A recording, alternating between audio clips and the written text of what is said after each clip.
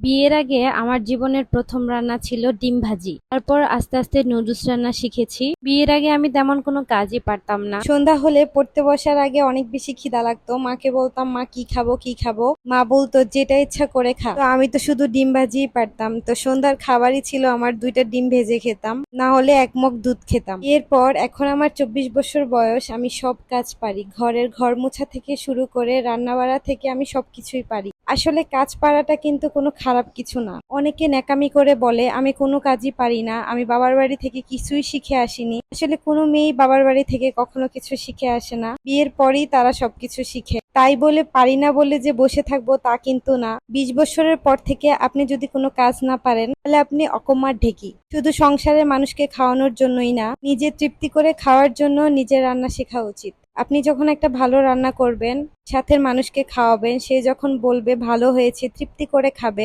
সেটাই কিন্তু আপনার সাকসেস। কাজ পারি না বা পারবো না বলে বসে থাকলে কিন্তু হয় না। এতে কিন্তু যে কাজ পারে সে ছোট হয়ে যায় না, আর যে কাজ পারে না সে বড় হয়ে যায় না। কিছু কিছু মানুষ এমন ভাবে বুঝায় যে আমি কাজ পারি না, বাবার বাড়ি থেকে কিছু করে আসিনি, আমি কিছু পারিই না। আসলে এটা মোটেও ঠিক না। আজকে আমি রান্না করেছি আম দিয়ে কাতলা মাছ। আশা করি এটা এমন কোনো মানুষ নাই যে খায় নাই। আজকে রেসিপি না বলে কাজকর্মের কথা বললাম। হয়ে গেছে আমার আম দিয়ে মাছ।